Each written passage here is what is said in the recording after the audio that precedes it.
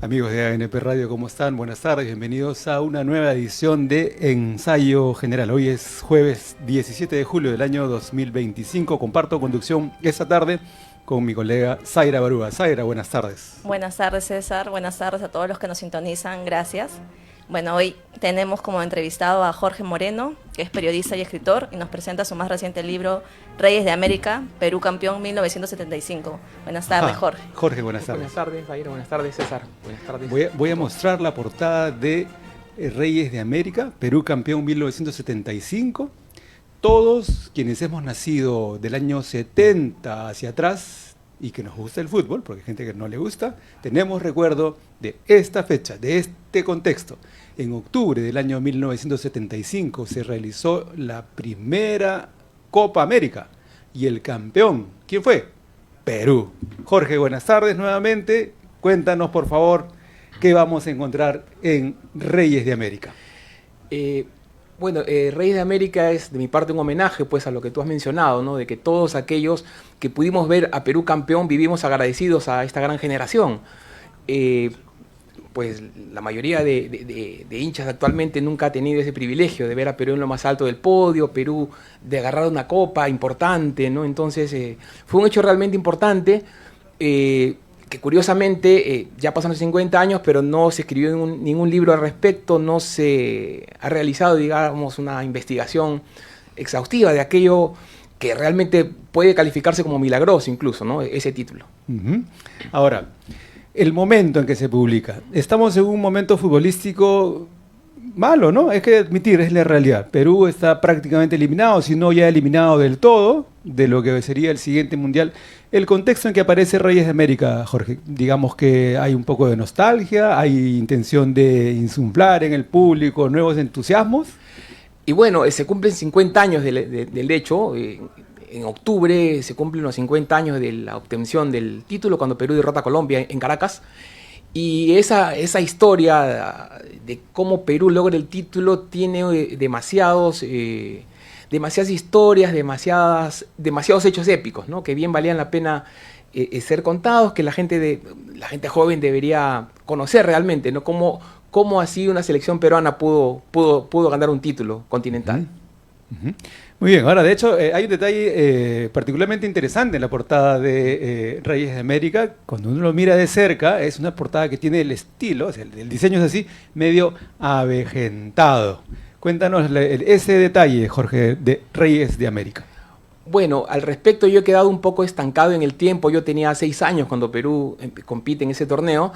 Mi mamá, mi papá me compraban revistas Ovación, entonces yo las conservo aún, y las que no, con el tiempo he armado mi colección, y esas revistas pues obviamente han envejecido y están arrugadas y están mal conservadas, entonces por eso que yo pedí a la editorial Artífice, que pues elabore una portada similar, que esté arrugada, que parezca que está vieja y que está mal conservada, ¿no? Eso. Jorge, además de ser un homenaje también a la selección, bueno, al triunfo que se dio en esa época, hay algo interesante que, bueno, conversábamos por interno, que era el tema del contexto político o el tema de la ilusión de nuevamente nosotros volver a aspirar a un torneo internacional, ¿no? Cuéntanos un poco de esa idea, por favor. Cuando Perú compite en esta Copa América, estamos bajo un régimen de un gobierno militar. Juan Velasco Alvarado claramente quería imponer el modelo soviético, que es decir, que el deporte sea netamente amateur. En ese aspecto el profesionalismo en el fútbol no tenía cabida y claramente la intención del gobierno era de desaparecer el fútbol profesional, ¿no es cierto? La intención que el campeón de la Copa Perú dispute la Copa Libertadores, que la selección peruana sea integrada por jugadores amateurs. La prensa casi no informaba del torneo descentralizado, entonces habían muchos indicios de que ya la intención era esa. Cuando Perú pierde el primer amistoso contra Ecuador 6-0, el gobierno usa todo el aparato para tratar de impedir que Perú compita en la Copa América, ¿no? Entonces, un acto de rebeldía de los jugadores, deciden participar pese a no tener apoyo económico, no tener mayor apoyo logístico.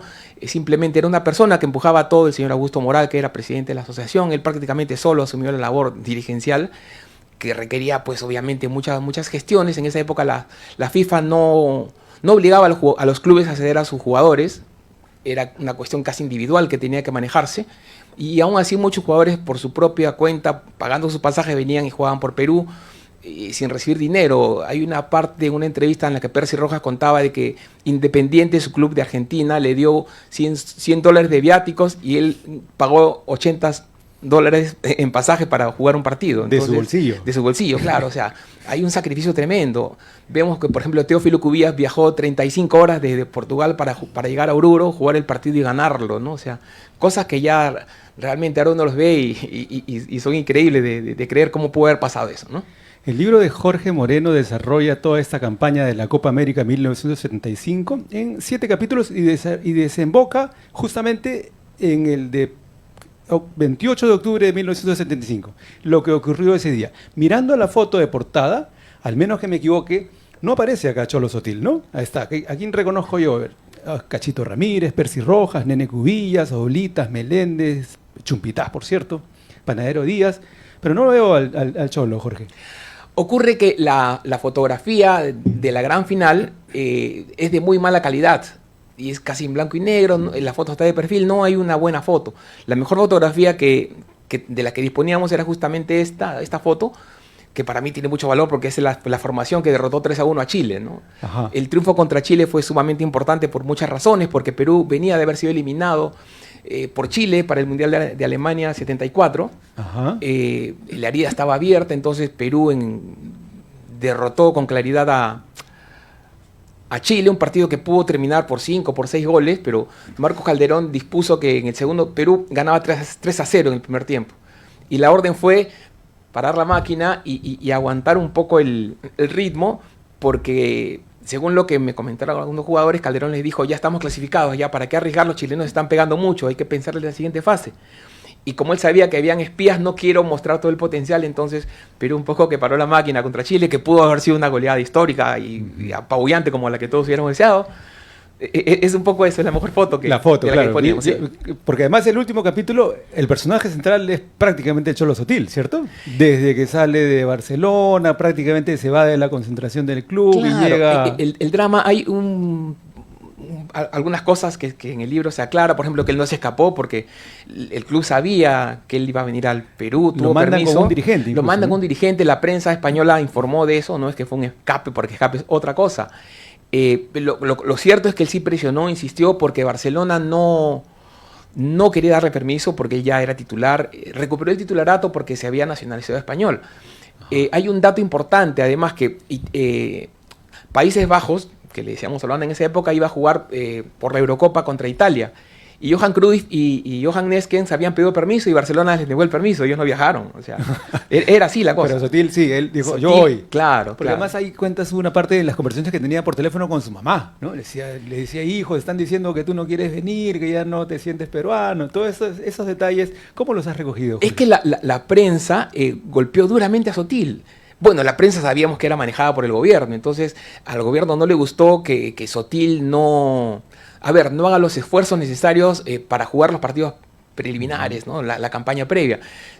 Sotil creo que está en una encrucijada porque Barcelona es un club grandísimo y él recién había recuperado el titularato porque él recién había adquirido la nacionalidad española, doble nacionalidad. Él, cuando sabemos la historia, los futboleros, que Sotil llega a Barcelona en el año 73, el club no campeonaba hacía 15 años, y con Sotil logra el título y adquiere el nivel de estrella que tuvo, ¿no es cierto? Pero luego llegó Neskens, entonces en esa época... Exacto, solamente el reglamento permitía 2 extranjeros por equipo, o sea, tenía que ser demasiado bueno para jugar en Europa, ¿no es cierto? Entonces llega Neskens, entonces Sotil ya no tiene el puesto, porque el técnico era Rasmus Mitchell, que era también holandés, entonces Sotil pierde el puesto. Sotil hace las gestiones para tener la nacionalidad española, lo obtiene, llega un técnico alemán, entonces nuevamente recupera el titularato. Entonces Sotil de pronto consideró que si él desobedecía, ¿no es cierto?, las órdenes, podía perder nuevamente el puesto, qué sé yo. Entonces la prensa lo criticó de manera brutal, creo yo, porque consigna el libro que hay un diario incluso que hizo una figura de Sotil,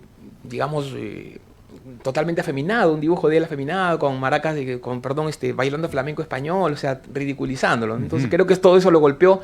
Y bueno, en el diálogo hemos recreado también la conversación que tuvo con su mamá, con Pocho Rospigliosi, que es un personaje fundamental también, porque muchos de los datos que tengo son gracias a Pocho. Entonces Pocho estaba, digamos, en todo lo que tenía que...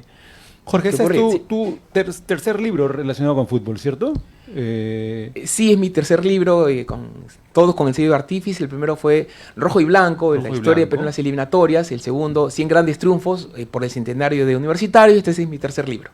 Te lo preguntaba porque además de escribir, tú compartes tu tarea con el hecho de ser periodista de deporte, ¿cierto? Periodista, tienes una larga trayectoria en medios dedicados al fútbol. Cuéntanos esa parte, por favor, Jorge, de tu camino como periodista deportivo. A ver, actualmente yo soy editor del diario El 10, un diario que está muy posicionado. Anteriormente trabajé en el diario Depor, un poco antes en el diario Libero, he sido editor de la revista El Gráfico Perú. Y bueno, he estado, creo que más de 30 años, 35, ya no sé, perdí la cuenta, pero sí, siempre he estado pues un poco inmerso en este mundo, ¿no? Ajá. Por tanto, tu voz es autorizada para evaluar. Dirías tú, y ese es yo me sumo a ese grupo, que esa fue la selección más, ¿cómo podríamos decir? Más importante, más exitosa que hemos tenido en todo lo que se conoce de participaciones de Perú en torneos internacionales. A ver, es la única historia con final feliz que hemos tenido.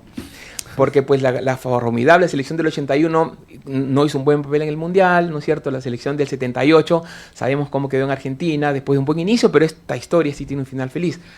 Es el segundo título de Perú en la Copa, torneos sudamericanos, porque el primero fue en el año de 1939, con Lolo Fernández y Campolo. Perú obtiene la primera estrella, y sin restarle méritos, pero aquel primer torneo fue un torneo con 5 equipos nada más. Es decir, Perú enfrentó solamente a 4 equipos en Lima, no participó Brasil ni Argentina. Era lo típico de los sudamericanos, que eran bastante informales, ¿no?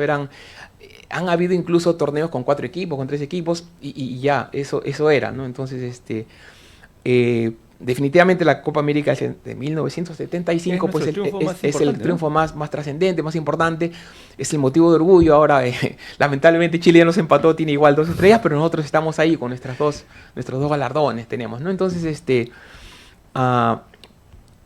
mucho valor por todo, porque no somos potencia futbolística, logramos imponernos, y porque además el grupo pudo imponerse pues a los problemas tremendos que había en esa época, ¿no? Los problemas políticos, socioeconómicos. El año 75 además fue un año terrible para el Perú, ¿no? Porque, como vemos, el 5 de febrero fue el día del saqueo, de la huelga de policías, hubo muertes, después el amago de la guerra con Chile, que parece que fue...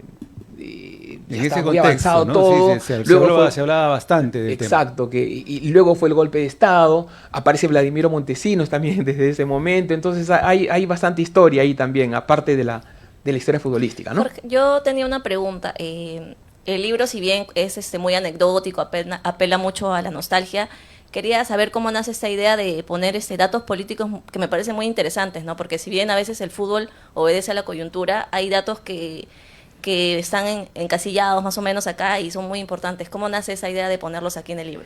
Y yo creo que como que todo va de la mano, ¿no? Creo que el lector mayor como que se ubica bastante en el tiempo, ¿no? Como que lo lleva al recuerdo y le da el momento en lo que pasó, y a los jóvenes pues les hace pensar qué es lo que pasaba realmente, ¿no? Porque... el fútbol pues no es una isla, siempre está todo compenetrado. El fútbol es una disciplina bastante importante. Un poco en mi primer libro, Rojo y Blanco, que fue el repaso de la participación de Perú en las 17 eliminatorias, un poco también se hizo ese ensayo. O sea, cada participación de Perú, un poco tratamos de explicar, claro, más brevemente, ¿no? Quién era el presidente, qué problemas habían. Y vemos que claramente siempre hemos tenido problemas de toda índole, y eso pues muchas veces se ha reflejado en el fútbol. Tenemos muy malos gobernantes y tenemos peores dirigentes de fútbol. Y justo es lo que nos decías, ¿no? Que justo el año en que Perú sale campeón es cuando no está bajo la dirigencia de la federación, ¿no? Exacto, la federación no tuvo nada que ver, y hay un detalle curioso que las camisetas de Perú no decían Federación Peruana de Fútbol como siempre, sino simplemente era la bandera y decía Perú. O sea, es la primera vez que Perú participó con una camiseta así, porque la federación, por orden del gobierno, no tenía nada que ver, porque la federación velaba solamente por el deporte escolar y el deporte amateur, Copa Perú, no el fútbol profesional. Entonces, Jorge, en vista de estos 50 años, de pronto sería una ocasión interesante para poder homenajear, ¿no?, a varios de los futbolistas que están en esta imagen. De acá, ¿cuáles han fallecido ya o cuáles están vivos y por tanto podrían ser objeto de un homenaje en octubre? Muy pocos héroes no nos acompañan, ¿no? Muy pocos héroes no nos acompañan. Ajá. Hemos perdido el año pasado pues al Cholo Sotil recientemente, Claro. ¿no? Que hubiera sido excelente poder tenerlo, al que anotó el gol, y además del triunfo. Están ausentes Otorino Sartor, un arquero que... a ver, todo equipo que es campeón tiene que tener un arquerazo. Un buen arquero, ¿no? Y Sartor, Por ahí parte la y cosa. Sartor realmente ofreció mucha seguridad, fue un arquero muy serio, muy sobrio. A pesar de que en los 70 estuvo muy de moda nacionalizar arqueros argentinos, ¿no? Pero en aquel torneo Sartor estuvo a la altura, fue un arquero que transmitió mucha seguridad. Eleazar Soria tampoco está con nosotros, un marcador derecho. Casareto, famosísimo por sus goles a Brasil, y hemos sido injustos porque de Casareto más se habla del festejo de su salto que de los goles. ¿Quién le puede meter 2 goles a Brasil? En Brasil, nadie. Pues Casareto lo hizo, es una hazaña del hombre, pero sin embargo ha pasado la historia más por el saltito, ¿no es cierto? Pero sería interesante, ¿no?, que se pudiera hacer un homenaje a un más simbólico. Ya estarán pues mayores. Bueno, el nene todavía, ¿no? Claro, bueno. Y después José González Ganosa, que era el También, arquero claro. suplente, Rafael Lasca, que era el preparador físico, y bueno, y el técnico Marcos Claro, Calderón, que ya que no falleció está. pues en el accidente de Alianza, ¿no es cierto?, en el año de Claro. 1987. Jorge, sí. tómate un minutito para invitar al público a la presentación que es el 28 de julio. Dicho sea de paso en la El Feria del Libro. 28 Te han de dado julio una buena fecha, ¿ah? Muy bien. Es el Día de la Patria. Jorge, Vamos a acá, estar para que puedas mostrar. en la Feria Internacional del Libro, la Sala Arguedas.